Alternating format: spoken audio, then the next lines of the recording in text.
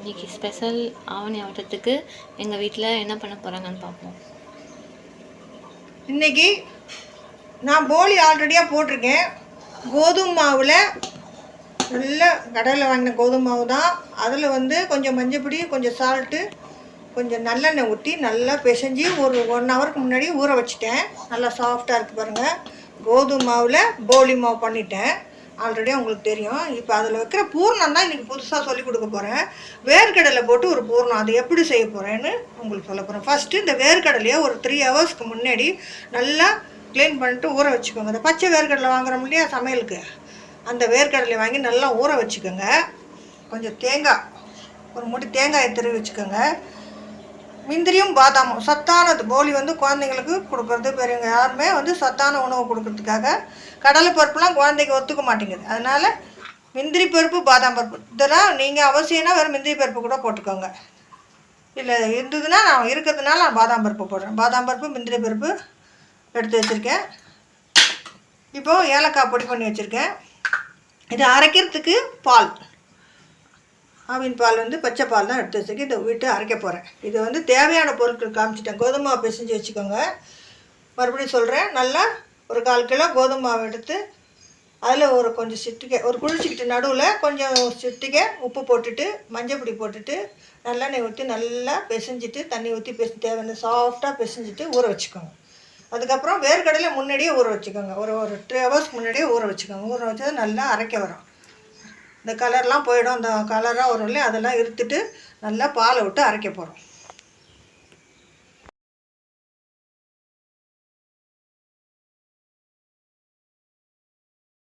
எடுத்துருக்கேன். இது 1/4 கிலோ வெல்லம் நல்லா தட்டி பொடி பண்ணிவிட்டு நல்லா கொதிக்க விட்டுருக்கேன். இப்போ இதை வடிகட்டிக்கிறதுக்காக நம்ம கொதிக்க விட்டுக்கிறோம். இதை விட்டு தான் நம்ம பண்ண போகிறோம். வெல்லம் போட்டு தான் பண்ண போகிறோம். இது கொதிக்கட்டும். இந்த வேர்க்கடலை ஊற வச்ச வேர்க்கடலையே இந்த மிக்ஸி ஜாரில் போட்டுட்டு இது அரைப்படுறதுக்காக கொஞ்சம் பால் விட்டுக்கோங்க. தேவைப்படும் மாதிரி போட்டுக்கலாம். இது நல்லா வெழுமுன்னா அரைச்சிக்கிறோம். இப்போ இந்த வேர்க்கடலையே நல்லா வெழுமுன்னா 1 டம்ளர் பால் விட்டு அரைச்சிட்டேன். இந்த பால் எடுத்து வச்சுருந்தீங்களா, ஃபுல்லாக போட்டு கொஞ்சம் கொஞ்சமாக விட்டு அரைச்சாச்சு. நல்லா வெழுமுன்னா அரைச்சாச்சு. இப்போ இந்த முந்திரி பாதாமும் பவுட்ரு பண்ணிட்டேன். இந்த வெள்ளை பாக்கம் எடுத்து வடிகட்டியாச்சு. ஒரு 1/4 கிலோ வெல்லம் எடுத்து தண்ணியில் விட்டு கொதிக்க வச்சு கொஞ்சம் திக்காக வந்தது. வடக்கட்டுற அளவுக்கு இருக்கும், போட்டாச்சு. இப்போ இதில் 1 ஸ்பூன் நெய் ஊற்றிவிடும். நெய் 1 டீஸ்பூன் விட்டுட்டு இந்த தேங்காயை ரோஸ்ட் பண்ணிக்கிறோம். ஏன்னா இது 2 நாளாக இருந்தாலும் ஒன்றும் ஆகாது. ரோஸ்ட் பண்ணி போட்டிங்கன்னா ஒன்றுமே ஆகாது.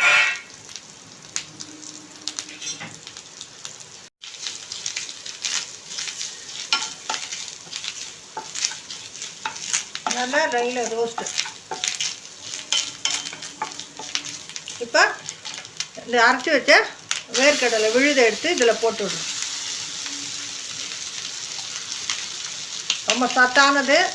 குழந்தைங்களுக்கு எந்த வகையமாக நம்ம சத்து கொடுக்க முடியும்னா இப்போ கொடுத்துடலாம். ஏன்னா கோதுமை தான் பண்ணுறோம். மைதாவை நான் அவாய்ட் பண்ணிடுவேன். கடலை பருப்புனா உடம்புக்கு ஆகாது. இதெல்லாம் எத்தனை போலி சாப்பிட்டாலும் உடம்புக்கு ஒன்றும் பண்ணாது குழந்தைங்களுக்கு. ஆவணி ஆட்டம் ஸ்பெஷல். எல்லோரும் போலி கண்டிப்பாக எல்லா வீட்லேயும் பண்ணுவீங்க. இதை பார்த்துட்டு எதாவது மிஸ் பண்ணிட்டோம்னா அடுத்தது ஏதோ 4 கிழமை வருது, அதில் பண்ணிக்கலாம். இப்போ இந்த வெள்ளைப்பாகை இதில் ஊற்றிக்கிறோம். வெள்ளைப்பாக ஊற்றினா கெட்டியாகிடுமா? ஆமாம், இந்த வேர்க்கடலை தானே இது.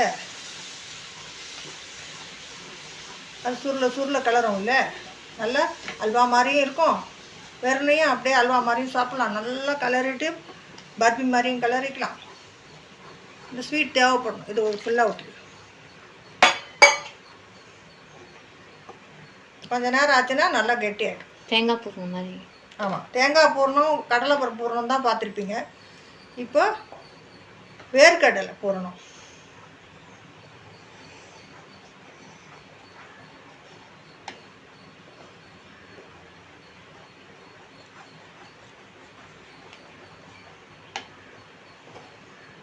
நல்லா சேரட்டும். இதையும் தூவி விட்டுட்டோன்னா சேர்ந்துடும். முந்திரி பாதாம் பவுட்ரு பண்ணிட்டாலே இதையும் நல்லா போட்டுட்டு 10 நிமிஷம் கலரணுன்னா பூர்ணம் ரெடி ஆகிடும்.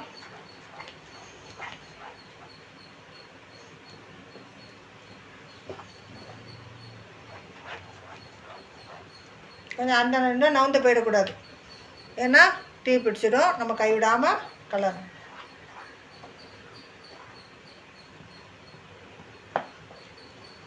ஏலக்காய் பொடி. அதான் ஏலக்காய் பொடி தான். இப்போ ஏலக்காய் பொடியை நல்லா போட்டுருங்க. நான் கல்கண்டும் ஏலக்காயும் போட்டு பவுட்ரு பண்ணி எப்பவும் வீட்டில் வச்சுருப்பேன். இந்த வந்து ஆடி பிறந்தாலே டெய்லி ஏதோ ஒரு நாள் கிழமை வந்துக்கிட்டே தான் இருக்கும். அதனால் பவுட்ரு பண்ணி வச்சா தான் நமக்கு டக்கு டக்குன்னு எது பாயசம், சக்கரை பொங்கல், மாவிளக்கு எல்லாத்துக்கும் போடுறதுக்கு யூஸ் ஆகும். 10 நிமிஷம் ஆட்டும். வெள்ளத்தை அப்படியே கூட போடலாம். நாமே வெள்ளம் பாகு வச்சு போடுறோம்னா கொஞ்சம் தண்ணியாக நம்ம விட மாதிரி தான் கொதிக்கிறதுக்கு டைம் கிடைக்கும். அந்த பால் விட்டு அரைச்சிருக்கோம் இல்லையா, கொதிக்க டைம் கிடைக்கும் போது தான் அந்த வேர்க்கடலையோட பச்சை வாடை போகும். அந்த பச்சை கடலை தான் நம்ம அரைச்சி பண்ணியிருக்கோம், அந்த வாடை போனால் தான் அந்த டேஸ்ட்டு கிடைக்கும்.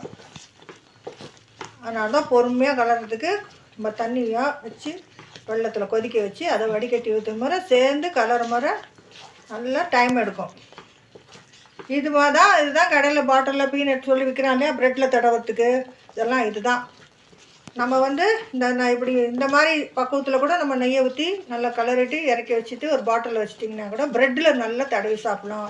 டெய்லி சப்பாத்தி குழந்தைங்களுக்கு வந்து வெளியில் கடையில் கிடைக்கிறத வாங்கி கொடுக்குறத விட இந்த மாதிரி நம்மளே கையால் நம்ம வேர்க்கடையில் வச்சு பீனட்ஸ் வந்து நம்மளே பண்ணி கொடுக்கலாம். இது வந்து இன்னும் சுருளை கட்டினா தான் நம்ம போலிக்குள்ளே வைக்கிறதுக்காக நான் கலரிட்டுருக்கேன். நீங்கள் சாதாரணமாக வந்து போகிறோம்னா இந்த மாதிரி எடுத்து வச்சுட்டு குழந்தைங்களுக்கு ஒரு கப்பில் போட்டு கொடுக்கலாம். சூப்பராக சாப்பிடுங்க குழந்தைங்க. ப்ரெட்டில் தடவி கொடுக்கலாம், சப்பாத்திக்கு. இன்னொரு 10 நிமிஷம் கலர்னோன்னா நம்ம சேர்ந்துடும்.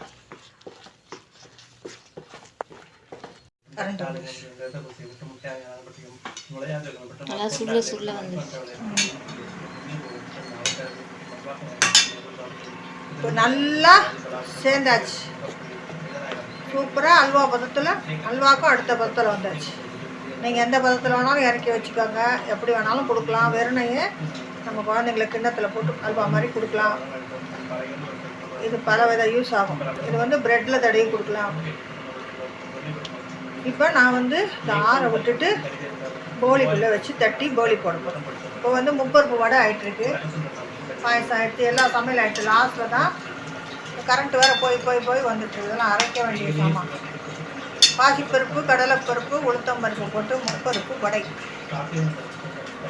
ஏன்னா இது வந்து ஆம்பளைங்களுக்கு ஒரே ஒரு நாள் கிழமை தானே அவனி ஆட்டம், அதுக்கு ஸ்பெஷல், வீட்டு ஸ்பெஷல் போலியில் நார்மலாக எல்லோரும் கடலைப்பருப்பு தேங்காய் புளி பண்ணுவோம். இன்றைக்கி வேர்க்கடலை போட்டு பாதாம் முந்திரி போட்டு பூர்ணம் எப்படி பண்ணுறதுன்னு சொல்லி கொடுத்துருக்கேன். பீனட் போலி. இப்போ ஆற வச்சுக்குவோமா?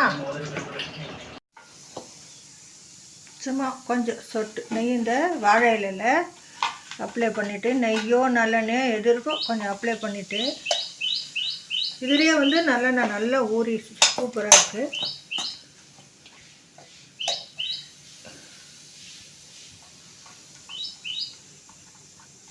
நல்லா அப்படி பண்ணிவிட்டு நல்லா ஆறி இருக்குது, ஒரு ஸ்பூன் அப்படியே எடுத்து, ஏன்னா இது கொஞ்சம் ஒட்டுற மாதிரி தான் இருக்கும். அல்வா தான் இது, வந்து கண்டே பிடிக்க முடியாது. நீங்கள் கொடுத்தீங்கன்னா இது பாதாம் அல்வான்னு தான் சொல்லுவாங்கல்ல, அந்த அளவுக்கு டேஸ்ட்டாக இருக்கும். உள்ளுக்குள்ளே எதை வச்சு பண்ணினோன்னு யாருக்குமே தெரியாது, சொன்னால் தான். அந்த அளவுக்கு டேஸ்ட்டாக இருக்கும்.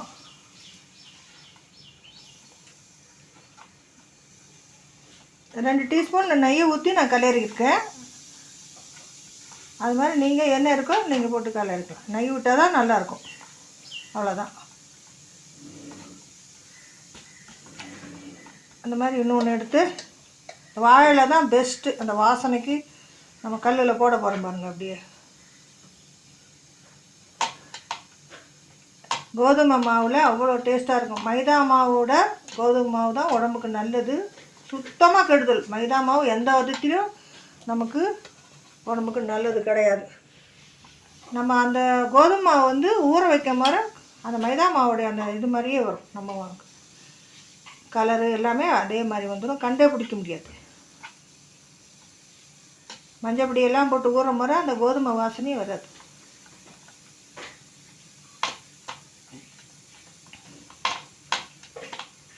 கல்லில் போடலாமா? அவ்வளோதான்.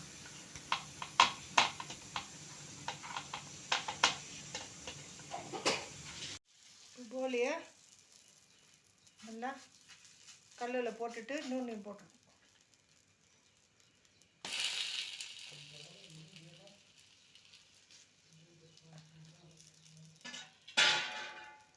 ஒரு சொட்டு நெய், ரொம்ப விட வேண்டாம். ஏன்னா அதுலேயே நல்ல எண்ணெய் பசம் வரும் இல்லையா அந்த வேர்க்கடலையில்.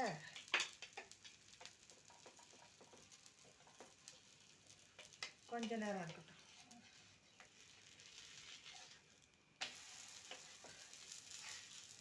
அவ்வளோதான். இந்த இடத்துல நூல் போட்டுக்கலாம்.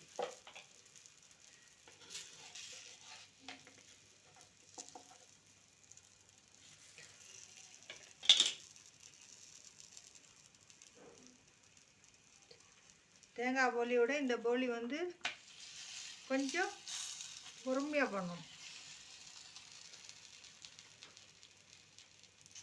சத்தான வேர்க்கடலை போட்டு முந்திரி பருப்பு பாதாம் கொஞ்சமாக டேஸ்ட்டுக்கு தேவைன்னா அது போட்டுக்கோங்க, இல்லைன்னா அவசியம் இல்லைன்னா எது இருக்கோ அதை வச்சு போட்டுக்கோங்க.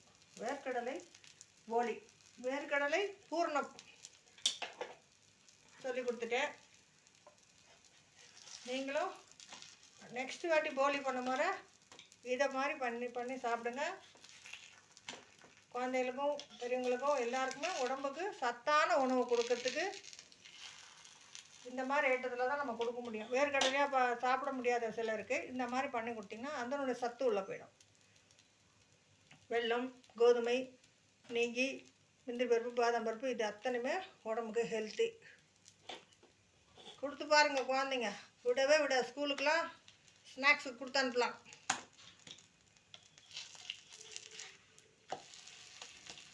ரெண்டு மூணு நாளாலும் ஒன்றுமே ஆகாது, கெட்டு போகாது. இது அப்படியே எண்ணெயில் போட்டு கூட நீங்கள் பொரிக்கலாம், ஆனால் அது ரொம்ப கெடுதல் உடம்புக்கு. இந்த மாதிரி தான் போடணும்.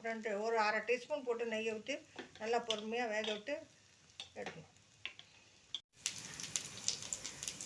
நல்லா வெந்தாச்சு.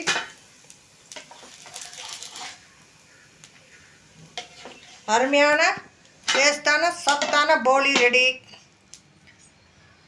இந்த முழுசாக வீடியோ பொறுமையாக பாருங்கள், நல்லா சொல்லி கொடுத்துருக்கேன். இன்னும் நிறைய பேருக்கு ஷேர் பண்ணுங்கள், லைக் பண்ணுங்கள், கமெண்ட்ஸ் பண்ணுங்கள். நன்றி, தேங்க்யூ.